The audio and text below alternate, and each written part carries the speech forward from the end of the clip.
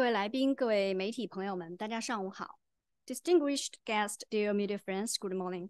感谢大家参加本次的 CCG 全球名家对话系列活动。Welcome to CCG Global Dialogue Events. 本次活动的嘉宾是巴黎政治大学国际事务学院院长、西班牙外交、欧盟与合作前部长、世界贸易组织总干事、前办公室主任阿兰查·冈萨雷斯。Today our guest is Dean of Paris School of International Affairs at Affairscollaborated, the former Spanish Minister of Foreign Affairs, the former Chief of Staff to the Director General of the World Trade Organization, Ms. Arancha González。下面是致辞环节，有请全球化智库的秘书长苗绿博士为我们介绍嘉宾。Next is the opening remarks session. Let's welcome Dr. Mabel Miao Lü, the co-founder and Secretary General of CCG, to introduce our guest. Please.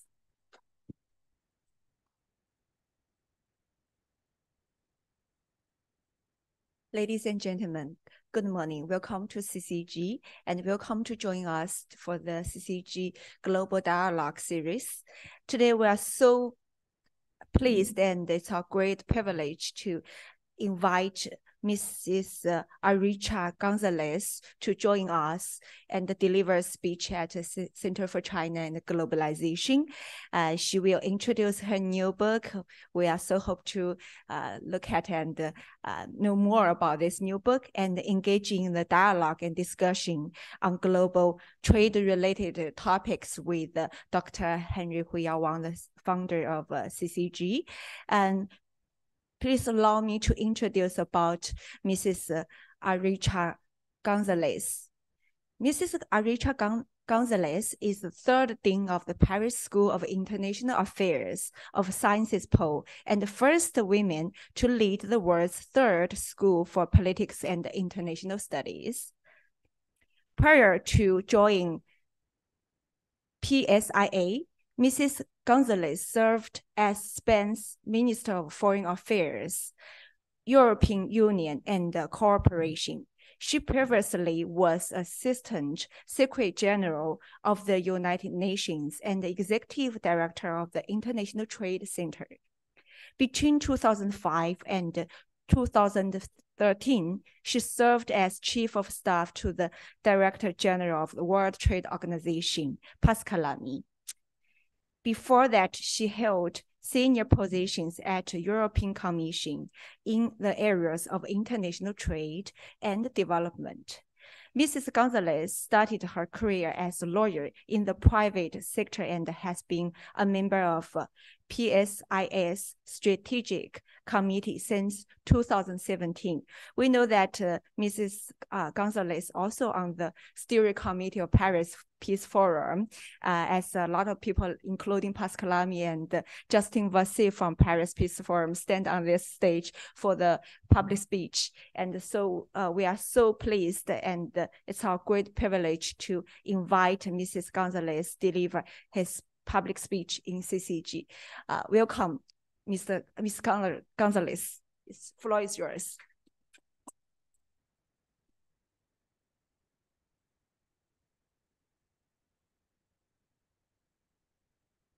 Well, thank you very much. Thank you for this great invitation to be part of the CCG family. It's my first visit to China as Dean of the Paris School of International Affairs in Sciences Po. It's obviously not my first visit to China, but I certainly am very happy to be here at a time when the world is going through a lot of turbulence.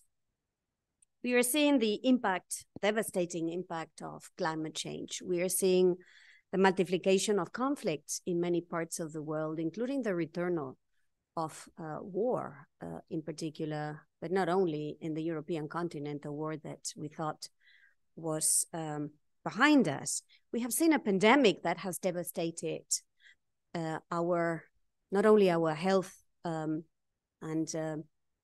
led to lots of suffering in everywhere around the world, but also has had a tremendous impact on our economies. We are seeing rising geopolitical tensions. We are seeing gaps related to income, growing income inequalities in many parts of the world. Thus, is a world that is in a lot of flux, in a turbulence. And obviously, in this world that is in search of a new world order, international trade is one of the fault lines of this new world in the making. This is why I was very tempted to put a few thoughts on a handbook that I have recently published. It's called Making Trade Work for Prosperity, for People, and for Planet. And the message in this book is a very simple one. Trade, which has been an incredible vehicle for prosperity, for lifting billions out of poverty, for generating growth, for helping with innovation, competitiveness, can continue to be this incredible tool. But we now need to make sure that we harness international trade. We harness to make sure that it responds to the concerns that many have on the climate change front, that we make it work towards planet, that we harness international trade to make it also work for all and not just a few. Now, this is a bit let's say, the challenge we have ahead of us. As I said, trade has been an incredibly effective tool for prosperity and for global development. But also, we have seen how international trade has now become a source of weakening others. We have seen the weaponization of international trade. So we have seen how much it has helped others, but we have also seen that others have lost in this process. We have seen these many faces that international trade has. So the question is, trade like globalization has all these many faces, for good and for less good. How can we harness all these forces? And this is a bit the task that we have ahead of us. And I like to sum it up in 3 steps. It's almost like if we had to do a dance with 3 steps, not just with 1 step. In the past, it used to be just open markets and the rest will follow. Today, we have to be a little bit more sophisticated. Step number 1 is obviously to make trade possible.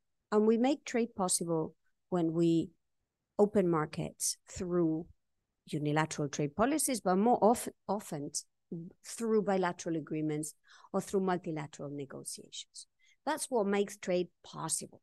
When we agree to reduce collectively or bilaterally, originally, the obstacles to international trade. Traditionally, we have done this in the World Trade Organization, multilaterally.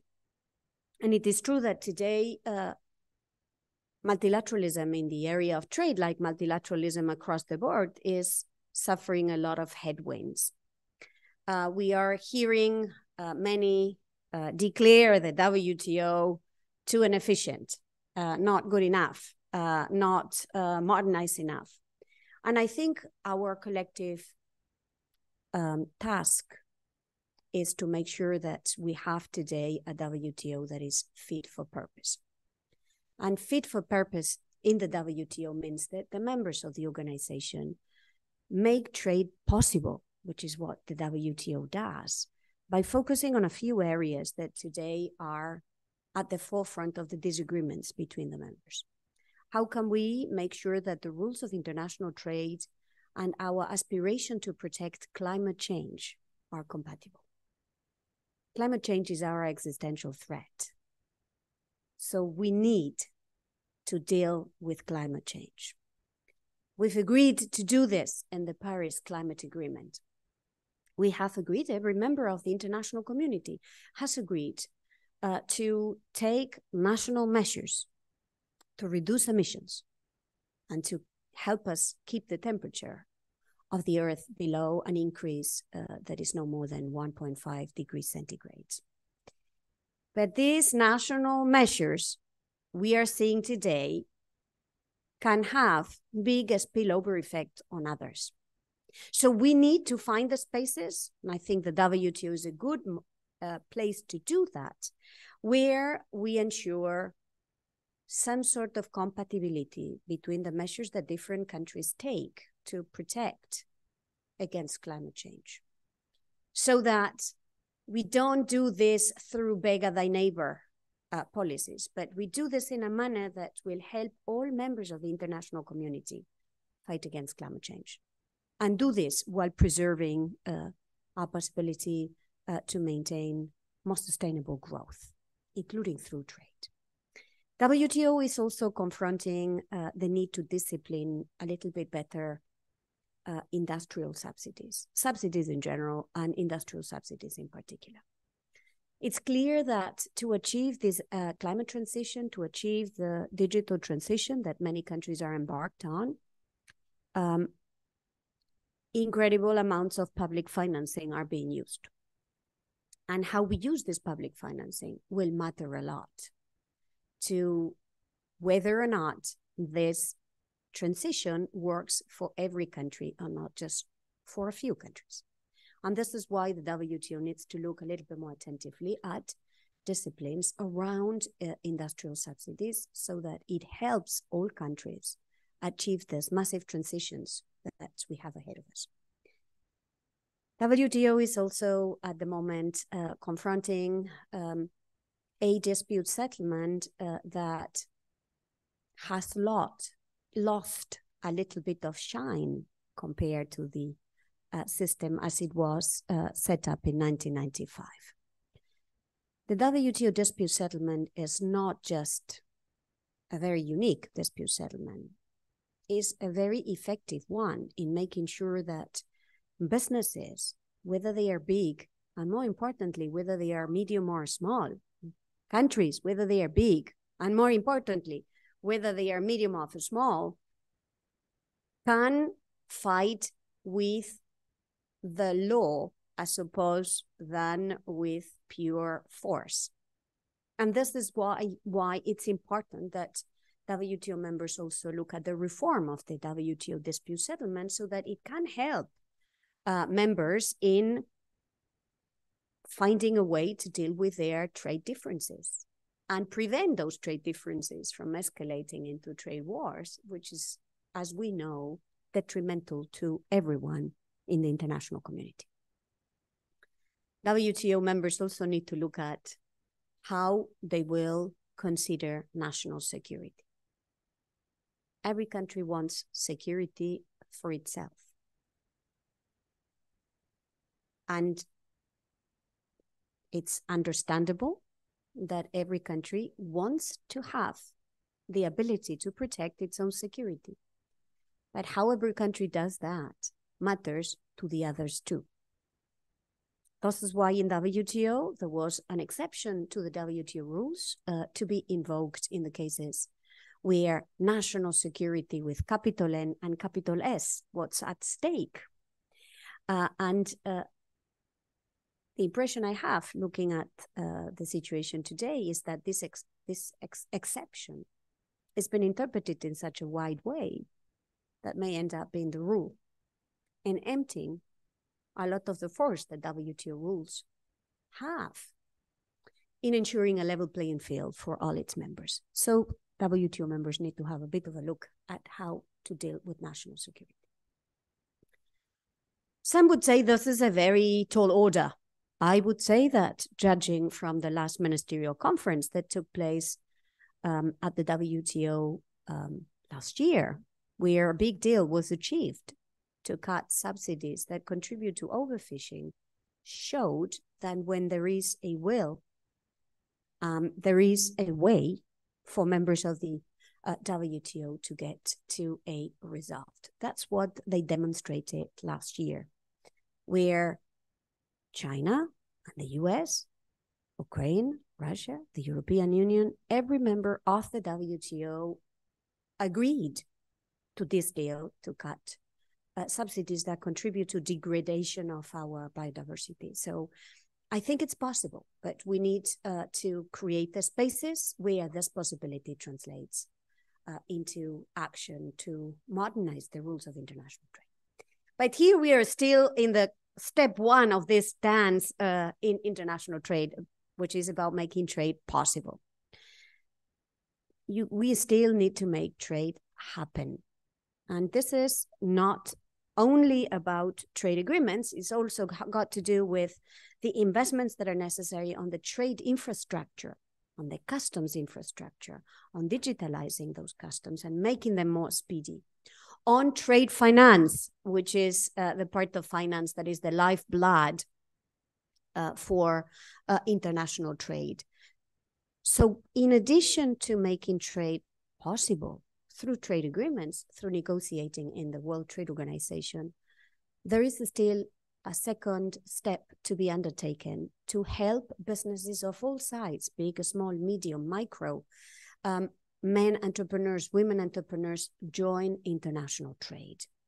And it's important that they can do it because we know that at the end of the day, participating in international trade is the more lucrative part, is more lucrative than just being confined to very often very small domestic markets. So step two for governments, for private sector, is to ensure that they make trade happen. But this is not enough. There is a third step, and this is a very important third step that, in my view, we have underestimated over the years. And this has to do with making trade work for all. We know that opening markets generate quote unquote winners, but we also know that open markets, advances in technology, advances in digitalization, advances like we are seeing now on artificial intelligence, on robotics, also mean that others will, quote unquote, lose. Now, how we manage these transitions matters a lot for the legitimacy of policies to keep markets open. So what we have seen is that in countries where measures have been taken in the form of strong social safety nets to help this transition, legitimacy for open markets has been greater. And in countries where social safety nets are not robust enough, there is a lot of resistance to keep markets open. So the third and most important step, it's a step that's not in the hands of trade ministers. It's not in the hands of trade negotiators. It's not in the hands of very often businesses. It's in the hands of whole of the government approaches to strengthen social safety nets, to improve education, to improve healthcare coverage, to ensure there is a possibility for those that lose their jobs to be retrained and be joining again the labor market. Taxation policies that are fair. This is also what we need to get right. So I think we are at the moment seeing a lot of pushback on open markets, on international trade. I think we need to listen to this pushback, but more importantly, we need to make sure that we respond to that. And in my view, judging from history, the response will not come from closing our markets. The response will not come from protectionist policies. The response will not come from beggar thy neighbor policies. The response will come from our collective ability to build new rules that make trade possible, from investing in making sure that these rules translate for all parts of our economic tissue, and more importantly, from our collective ability to provide the necessary social safety nets at home and abroad. So this, in a nutshell, is the challenge that is confronting all of us today at the time when it's true that geopolitical rivalry is on the rise. And as I like to say, the laws of geopolitics may have changed, but the laws of economics have not.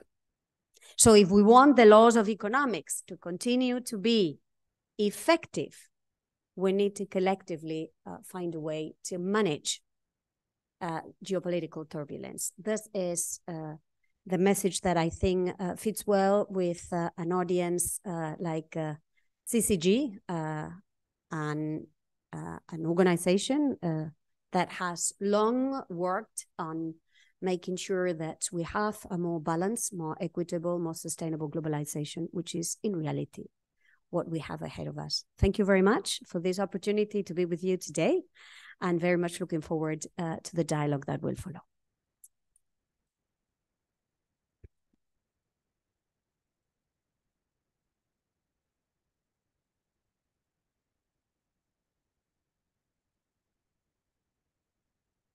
Thank you. Thank you so much, Your Excellency, Mrs.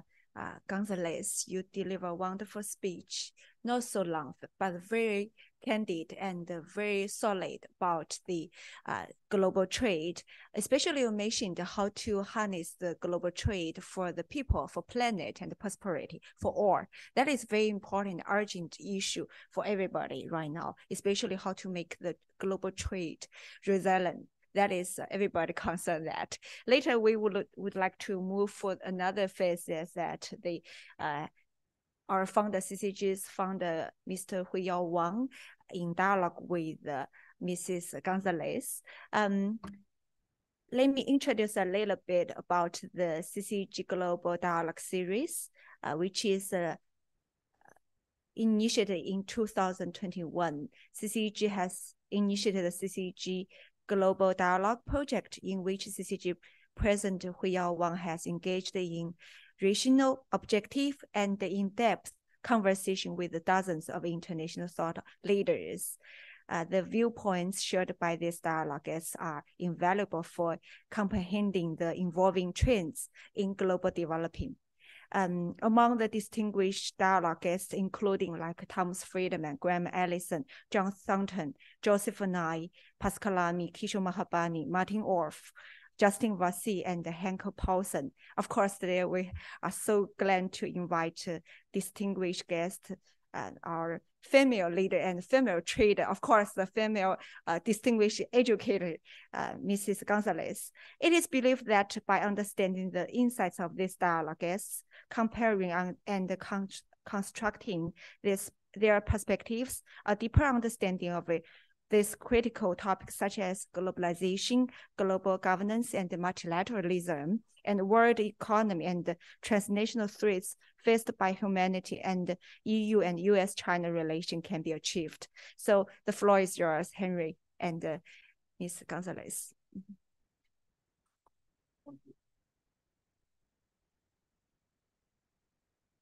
Okay, thank you, Dr. Miao. And so it's give me an extreme great pleasure to host the very distinguished Your Excellency Arancha. We are so pleased now you come to CCG personally, and we're going to also put this on the social media and also on the CCG website. So it's really important that you're coming at a very right time. And now China opens up, but of course, as you said well in your speech, that the world has changed a lot, and geopolitics has changed a lot. And but the globalization, you know, we are a promoter of globalization. You have such a so impressive professional career. You've been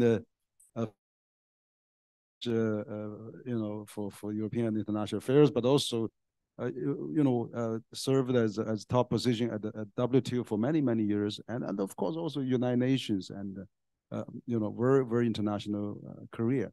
So what I would like maybe to, you know, talk with you is that how do you think that the world we are going to go? Because since the Bretton Woods system, I mean, World Bank, IMF, WTO has really carried us for a long time now, and then now we're having a lot of challenges, and you know, the world has been fragmented also into different regional trading blocks, but can we really overcome that? Of course, WTO, this is the backbone of globalization. You've been a top expert. You are also the dean of the one of the most famous school in the world. So probably give us a bit of general, your views on the how we can promote globalization. And you already talked a bit of that, but also I would like to highly recommend your book, Making Trade Work for Prosperity, People, and Planet. So making trade work for 3P, right? So this is an excellent book. I just glanced it and I found it's very stimulating. So probably give a bit of an overview of this, and then also how do you see the globalization forward to start with, and we'll talk a bit more on other issues as well. So Arancha, please. Yeah. Thank you very much, Henry. And let me tell you that it's true that we are seeing a lot of a narrative about globalization that goes in the direction of division, fragmentation. We hear about deglobalization. We hear about friendshoring. We hear about nearshoring. We hear about fragmentation.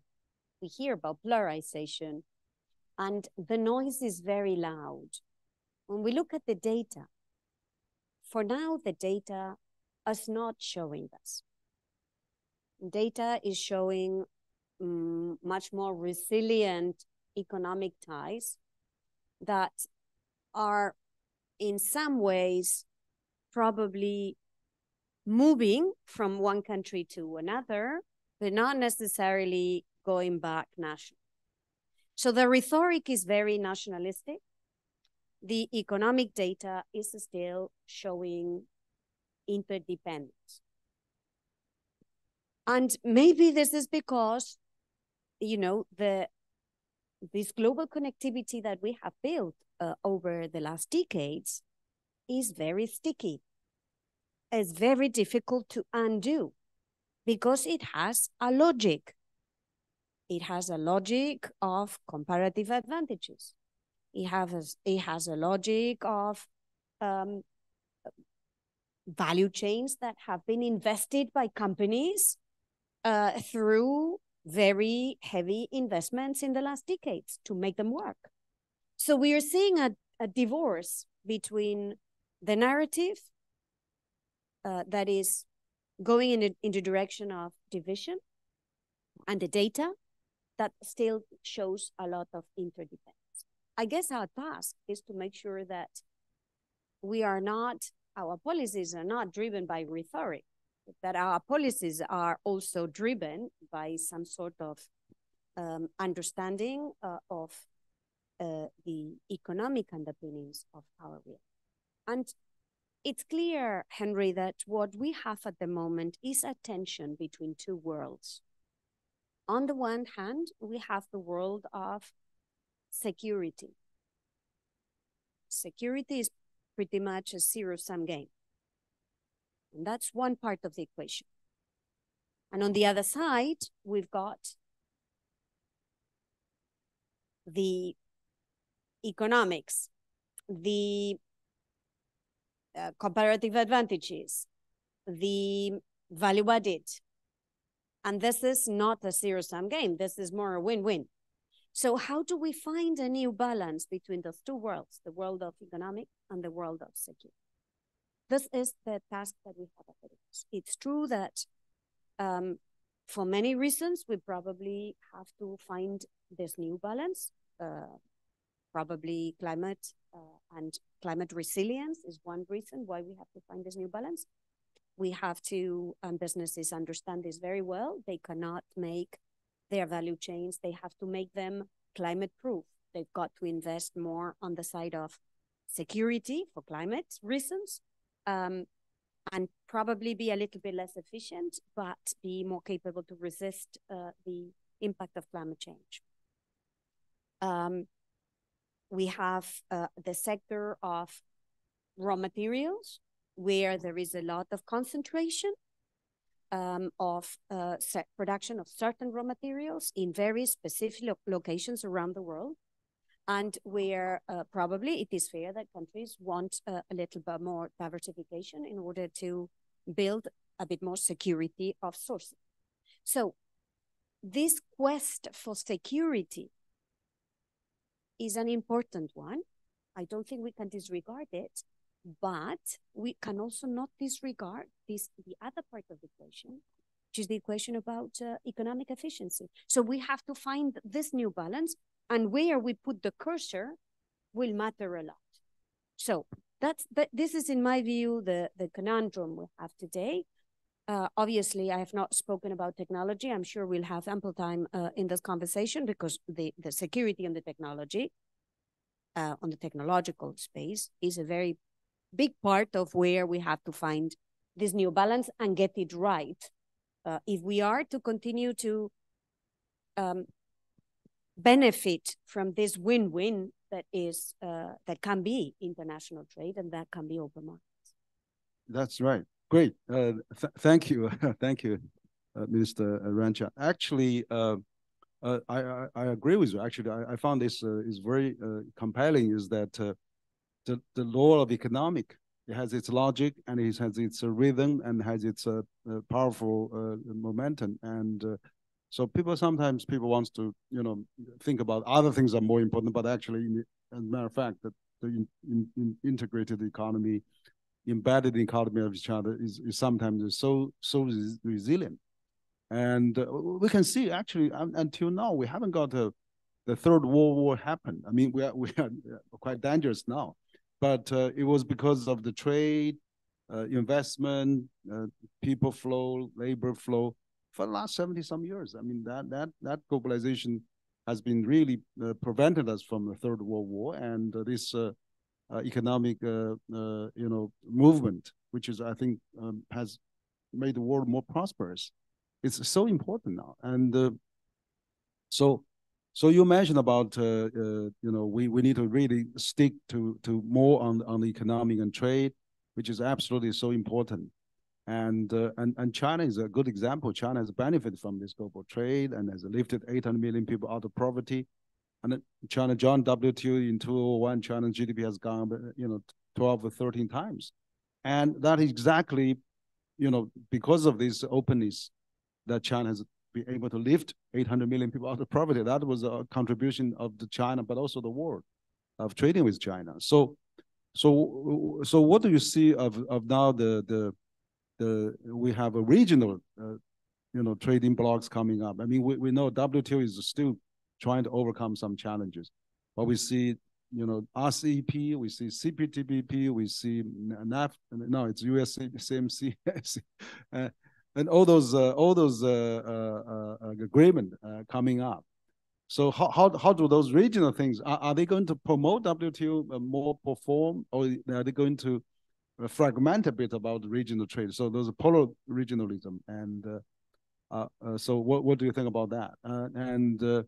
And then there's also, we see there's a BRICS countries coming up. There's also Belt and Road.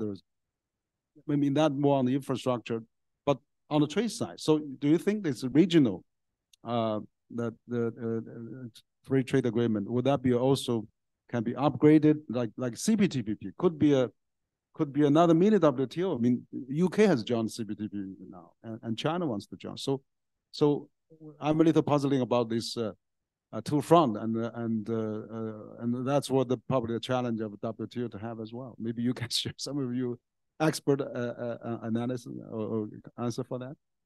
Yeah. So I would say that what we are seeing is a lot of activity on let's call them mega regions, right?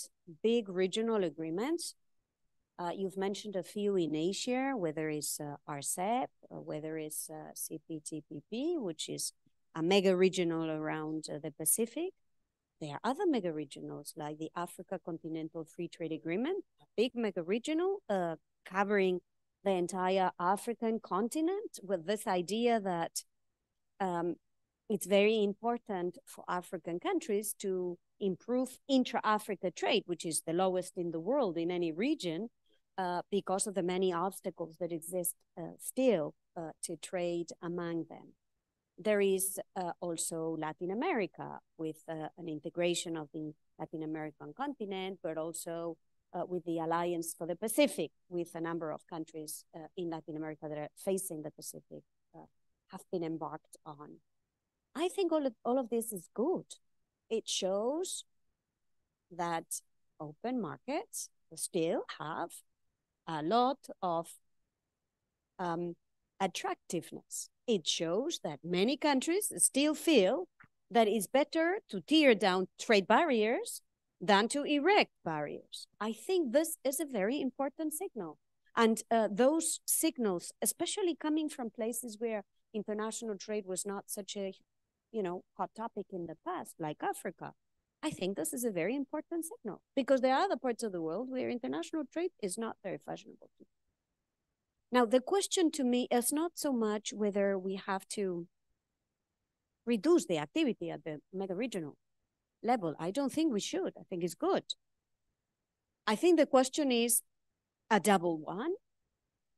How can we organize better the coexistence between these different mega-regionals and the WTO?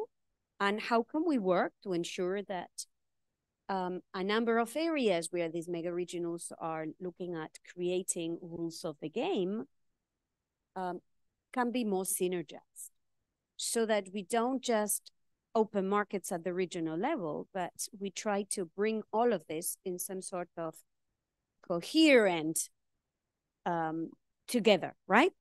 So take, for example, a sector like rules on digital trade. A number of these mega regionals are looking at rules on original digital trade. That's very good, but at some point we're going to have to look at how these different regions can be brought together in some sort of coherent, perhaps, WTO framework.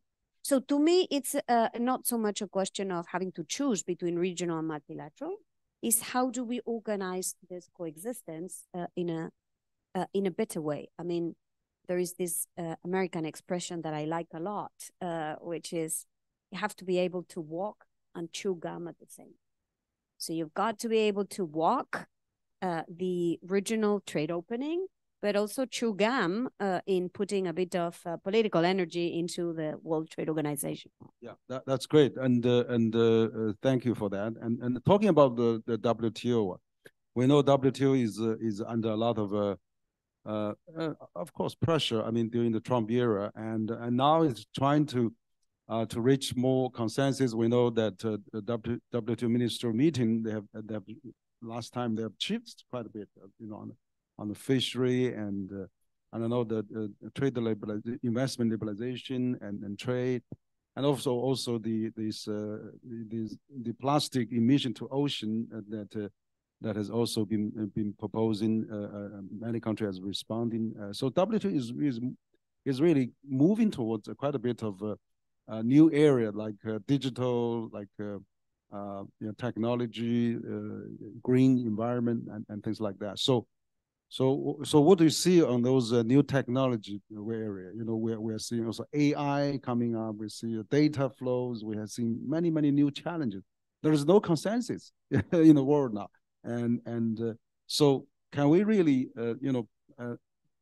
maybe WTO can spearhead a lot of research and building a new theory, or at least summarize the practice, and then try to organize some new reforms on those new consensus. So would you say that this is really the WTO, how they have done those things, and what are the new things to really looking forward for the world to put together? Because otherwise we see different trading bloc does differently. So that could be a challenge as well. I mean, particularly facing those digital economy, data, technology, and the investment liberalization. So what's the lesson we take from the recent success of the World Trade Organization Ministerial Conference? I take a very simple lesson. I take the lesson that when China, the US, the European Union can find points of convergence, They unleash a lot of energy that can lead to a good result. Obviously, they are not the only stakeholders. There are many other stakeholders in the organization. But if these three big parts of international trade, and they represent today, each one of them, 14% of international trade. So if these three big trading partners in WTO find a points of convergence, and obviously it's not easy for them to find points of convergence. Let's not, hide where the difficulties are. And let's say that technology is an area and digital trade is an area which is difficult. But if the three of them come to the WTO with the idea that they have to contribute something in order to get something, and that it's better to do this in a cooperative manner than doing it in a conflictual manner, then we have good ingredients to get to a deal. Now, if these three partners are not in the mood for transacting, and transacting doesn't mean agreeing with the other. Transacting means that you have to give a bit of way in order for the other to give a bit of way, and in order for everyone to find an agreement. If the disposition is not there, then it's very difficult for the WTO to get to a result. When three stakeholders that represent the big part of international trade that these three big countries represent today, when they are not in a disposition to get to a result, when they don't come with flexibility, when they do not see the interest in sitting down and negotiating. And again, negotiating is not agreeing with the other. Negotiating is being in a position to give something in order to make sure that the others also give something and we get to a result. That's how you build a trade agreement. So if this disposition is not there, it's going to be very difficult. So the big question is whether these three big partners are ready to answer this in the positive. And that is where, in my view, we have to put a bit of political energy. And it starts again with this idea that doing it as a win-win will be much better than entering into this conversation with a zero-sum mentality. Good, thank you. And yeah, that's really the case. I think recently, just about a month ago, I hosted the three, as you said, the three largest economies, three largest emitters, and on the climate roundtable, I invited the China climate envoy, Minister Xie Zhenhua, and he's actually going to U.S. now. And then also I invited Nick Burns, American ambassador, and also Ambassador Toledo from EU.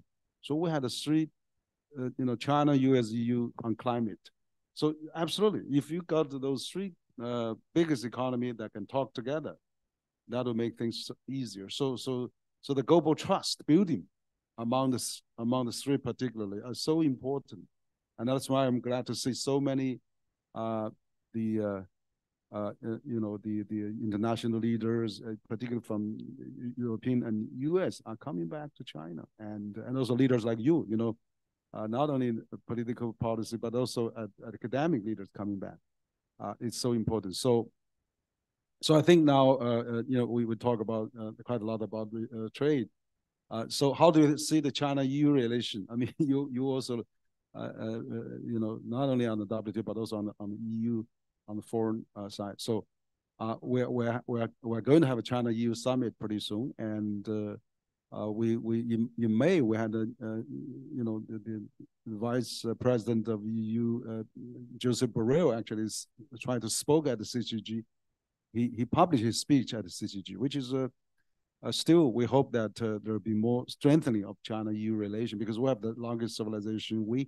We have a Silk Road that connect us 2,000 years ago, and we don't have any geopolitical ambition with each other. We don't have bordering issues. So how do you think we can strengthen the China-EU relation? Perhaps from a European leader like you, would like to hear from you as well. So I think there are many reasons why this is an important relation. And it's an important relation both for the EU, but also for China. This is the beginning of this conversation, right?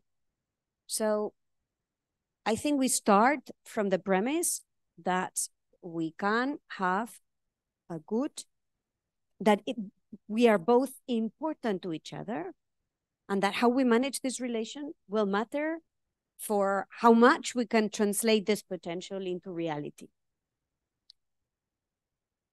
And we can see, take climate change, an area that Europe feels very strongly about. And it's not ideological. It's basically because our younger generation in Europe want the fight against climate change to be priority number one. They see this as an existential threat to them. They see this as an intergenerational issue. They think that if we don't take the measures that we should take today to protect our climate, they will be on the short end of the stick. And I'm sure that if we ask this question in China, is exactly the same. So here we have a big space where to build together. Fight against climate change.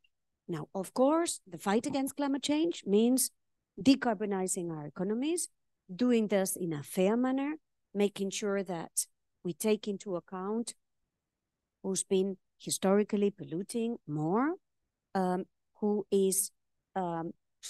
has a historic responsibility, but also being very clear that if we do not translate this desire to reduce emissions today, that's not going to work for tomorrow. So we have there a bigger space where to work together. We care about protecting biodiversity and protecting marine spaces and protecting our polar caps. And I know for a fact that Europe and China have been working together in this space of protecting biodiversity because the two care about it. I know that we care about international trade continuing to be an engine for our respective growth. So I know there are many spaces where we find points of convergence. And I think the task ahead, Henry, for us is to move beyond telling each other nice words and move into taking measures that will translate this desire that we have to strengthen our relationship with concrete action. And this is where we need now to put a bit of effort, taking concrete action. So let me focus on one area that I know best. I like to talk about the areas that I know best and not the areas that I have less knowledge. Take international trade. I think we have the ingredients to make this relationship more solid. But I don't think we're not there yet. If I look at international trade, I see a growing deficit between Europe and China.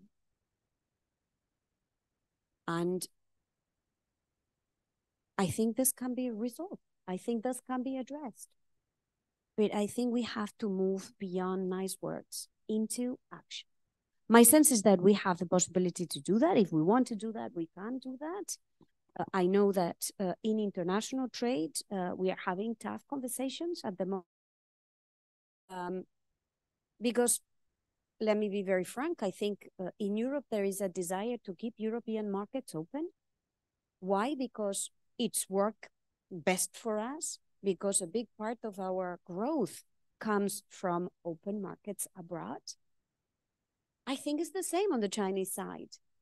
A big part of why China has been able to prosper is because they have hitched their growth wagon to international open markets.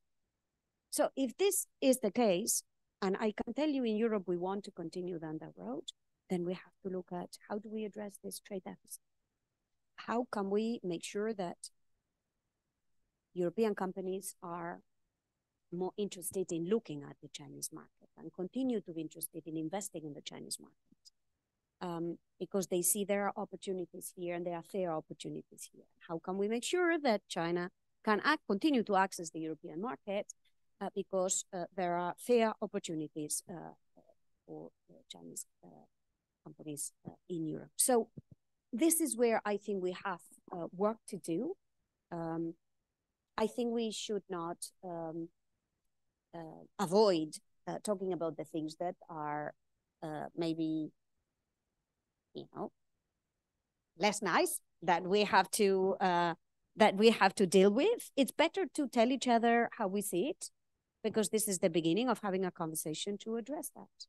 Oh, actually, thank you for your very constructive suggestion.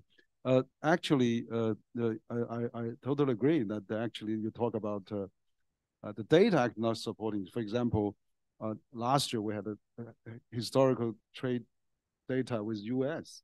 Also, the data with EU also has gone up on trade. But of course, I understand our European friends are worried a bit about the trade deficit now that they have it. But that's exactly the point, that maybe we need to strengthen the trade, maybe not de-risking too much, and then also with this subsidy on the clean energy vehicle, we have to be very cautious not to bring that into trade friction, or trade conflict. And so I think certainly we hope to get more technology, sales from EU to China, and I know there are some restrictions. So certainly there could be more done on the Chinese side as well. For example, we have more tourism. We actually had a lot of tourism going to Paris, to Italy, to Spain, and I think the COVID has impact.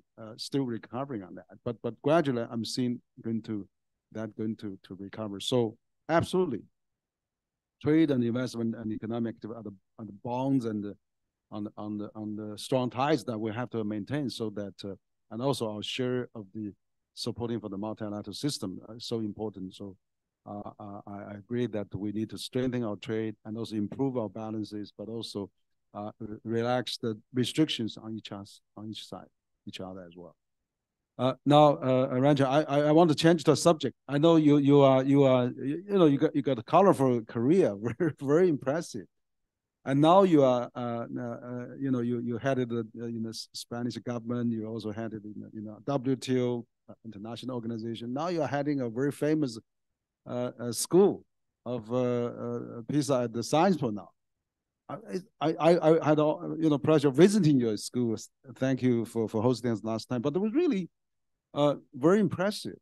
At heart of the Paris, heart of Europe, such a great number of talents being cultivated on the international issues, and you have such a rich experience to direct, educate those international students. So tell us a bit about your school. And I know you have a China office. You have has been a lot of Chinese students also there. And I actually, people here you are coming. A lot of people say, "Oh, how did you get the dean of Paris, science to your CCG?" They was very, very curious.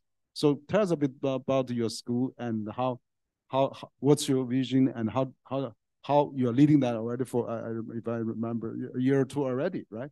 So what's your so far your experience, and how you want to let people know that you are leading a very advanced international school, and where is heading? We were curious.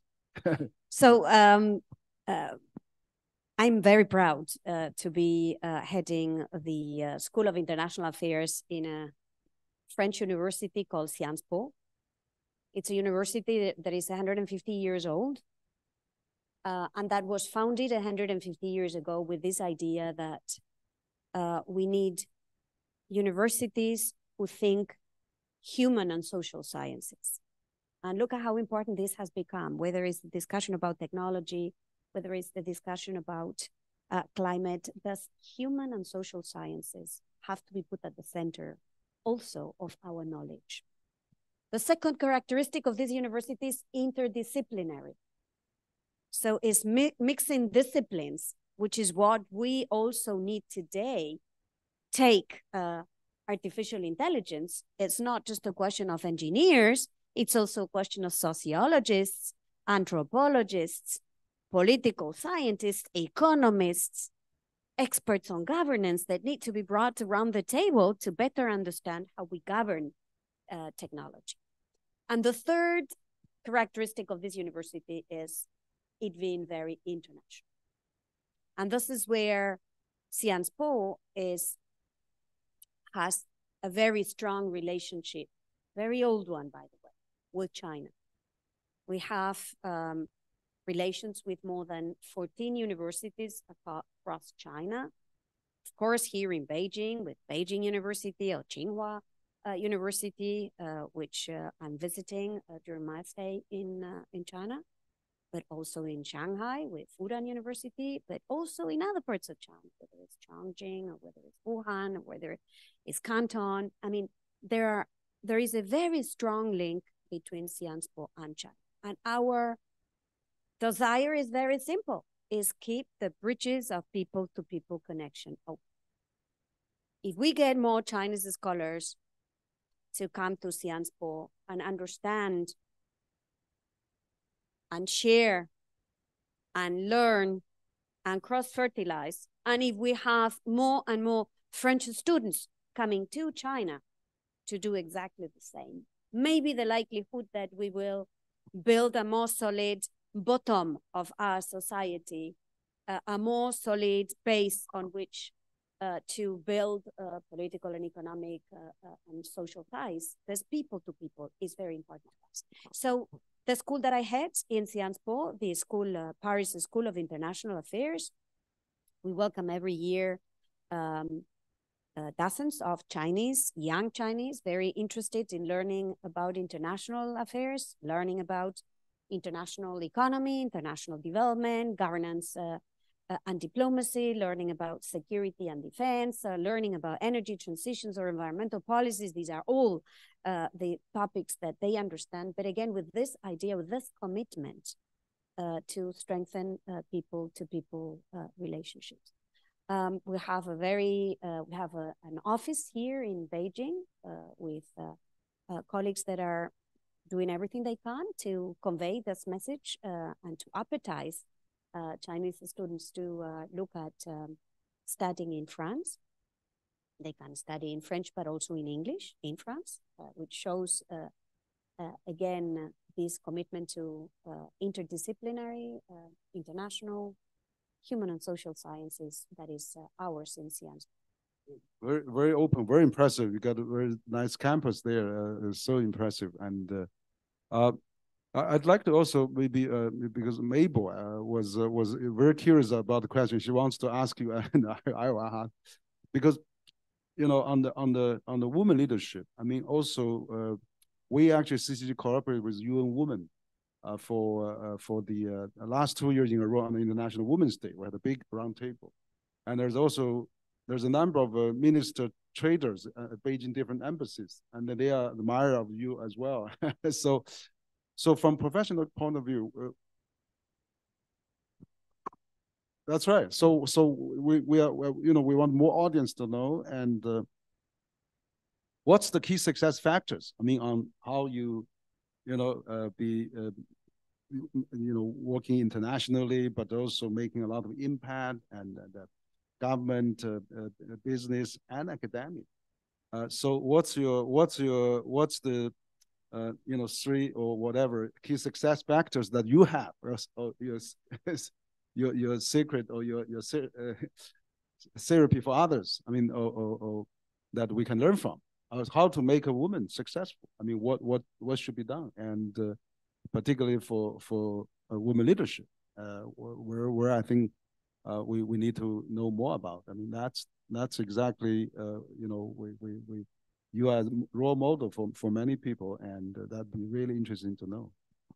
Well, thank you, Henry, for this question. And let me tell you that it's a very interesting question to be asked here in Beijing, because it was here in Beijing that all members of the United Nations agreed to end discriminations against women. The Beijing Declaration was signed here. So Beijing is very closely associated with this idea that more equal societies are stronger societies. And this is where we have to put this conversation. It's about rights, because it's Article 1 of the UN Charter that says that there shall not be discrimination for reasons of gender, that men and women have equal rights, they should have equal opportunities. But it's a rights issue, but it's also the solidity of our societies, the solidity of our economies, the solidity of our companies or our think tanks comes from letting all these flowers bloom, making sure that every person, including all these women that are there, that are part of our economy, that are part of our businesses, that are in our public administrations, reach also the same level of responsibilities that men have reached. So I'm very adamant that we take concrete action towards equality, because I think it makes for more solid societies ultimately. And it's not an easy discussion. So how do we make this, how do we take steps forward in that direction? I think what I have found is very important is to frame this conversation. It's not a discussion between women talking with women about women. This is not the point. It is about societies working together.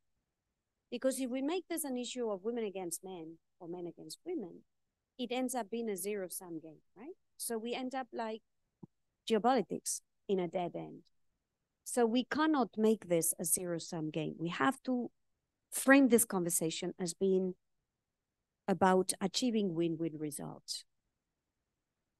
The second thing I would say is that, in my view, what's important is to, wherever we are, whether we are in the government, whether we are in the administration, whether we are in a company, whether we are in a think tank like CCG, is to take steps that we anchor in our processes, that we anchor in our institutions, that we anchor in our rules, in our laws. So not just do good things, but make sure they are part of our governance structures. Because we may go, but those that come after us will be able to benefit from these changes that we have inserted in our governance structures. And the third thing I think is very important is take whatever steps we can to help women that come after us, the younger generation. Work to make sure that we inspire them, we work with them, we give them this advice, or we take the time to mentor them, to provide them with what we have learned in our careers, the good things and also the less good things and the bad things, because there has also been bad experiences. I mean, I think we can all do that in our respective areas. I certainly do that a lot. I do that a lot in the university. I do that a lot with this younger generation, that they can learn from the path that we have already walked, and to the extent that it helps them, then it's good. So be kind to our other women. As I learned from my great friend, Madeleine Albright, who used to say, you know, there is this very special place in hell for women that hate other women. So be kind to other women also. That's a good advice. Yes, excellent. So probably we still have some time. We will open to our audience and any questions or from the floor and. Okay, we have one at back. Okay. And thank you so much for excellent speech, Mrs. Gonzalez. And I'm Huiyao He, a research associate from CCG. And as you said, the world is in turbulence in some degree, and China-Europe trade also faces geopolitical pressure. And I would like to know that, in your opinion, what are the key points for China and Europe to promote trade cooperation and also the global governance cooperation? Thank you. Talk a bit about that, but maybe you could they still interested in how China EU can work on those cooperation issues probably. Yeah, I think international trade has been a big win-win for both EU and China. And again, for the EU, keeping its markets open and opening the markets of other countries has been a recipe that it has worked well in the past. This obviously had to be accompanied by rules of the game to make sure that this opening was done in a fair manner, that the trade would be conducted in a fair way, and also that we would spend in Europe also in building the social safety net that will help our societies and our workers adjust to the changes that open markets created in Europe. And this is a recipe, again, that has worked well between the EU and China. If I look at China for a moment, when I started my career as a young trade official, China represented 2% of international trade. In my lifetime, China has moved from 2% to 15% of international trade. This is not a small thing. And it worked, obviously, because of a lot of hard work on the Chinese side, a lot of ingenuity, creativity, a lot of hard work that went into China, but it also worked because countries were open to China's insertion into the economy. I think what we hear now in Europe from many European companies is that they would like to trade more with China, they would like to invest more in China, and they are having difficulties to do so. And I'm sure that if I were to sit down with China, I will also get the Chinese side of the story. So I'm not trying to take sides, but I'm trying to explain how in Europe, many companies are feeling today that trading with China is becoming more difficult. And I think it is important when we have differences like this one, which are reflected in the trade figures today. China continues to increase its participation in the European market, but Europe is declining in its participation in its Chinese market. So instead of shouting about this, I think it would be useful to sit down and look at what can be done. And take these complaints that businesses have, and I'm sure that we will have complaints on the Chinese side, don't get me wrong, but that we take steps to address those difficulties. I think we have to be very attentive to overcapacity that is being built. We know that in the past, overcapacity has led to destabilization of international markets. We saw this with steel and aluminum, and we had to, in a way, together take steps to rebalance that. I think there is the potential now for overcapacity in the green technology sector to destabilize international markets in green technology. I think we have to be attentive to addressing these difficulties before they become a trade irritant that transforms into a trade war. So this for the EU-China relationship.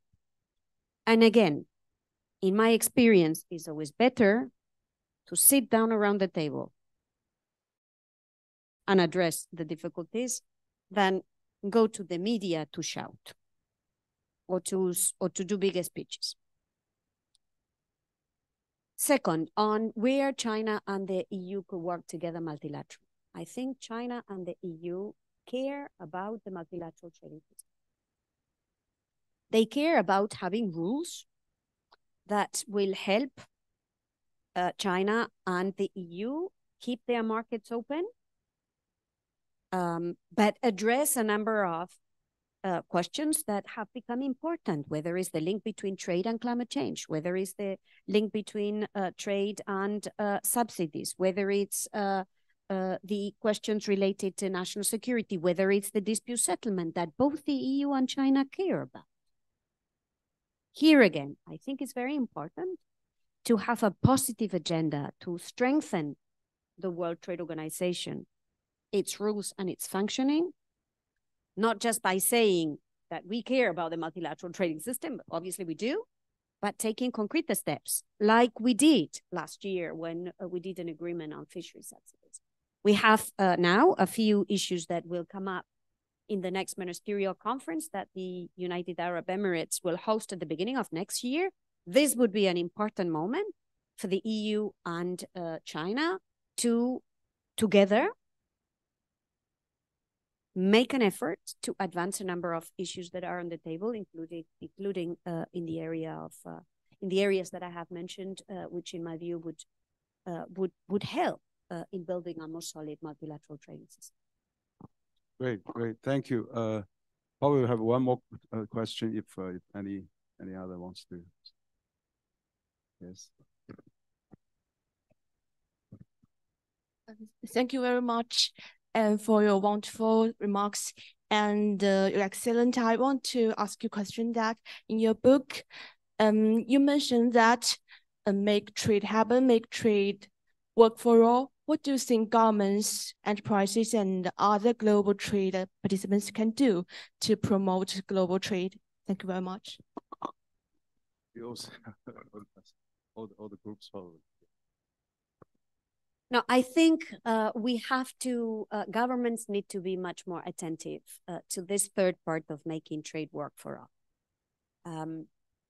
Because when there is growing inequalities in countries, or when citizens feel that the social safety nets are not strong enough and they have to save a lot of money because they don't feel safe enough to spend because they know that there are a number of things that they will have to deal with in the future, from healthcare to pensions to, if we do not address this, the legitimacy for open markets will be very difficult. Governments will have pressures from citizens, from businesses to close markets because they will feel that if governments don't do that, they are going to suffer. So we need to find a way to address the concerns from those citizens. Strengthening social safety nets, in my view, is an important ingredient. It's an important ingredient across the world. It certainly is the case in Europe. It's the case, a big important discussion to be had in the US, where social safety nets are weaker. And I think it's a very important conversation to be had in China too. So here is a topic where we could see a lot of discussion and a lot of dialogue possible between China, the US, and the EU, how to build more solid social safety nets that will help with managing the maintenance of open markets internationally. This is an area where exchanges between the three would be extremely helpful because I do think that moving forward, this will be a very important ingredient to take into account. Take the case of artificial intelligence.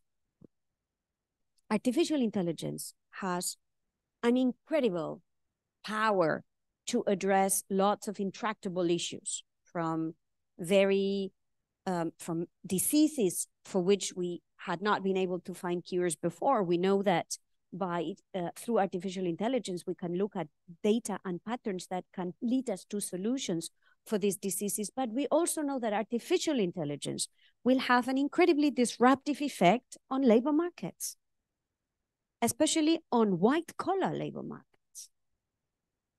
So we better start looking at reinforcing our social safety nets.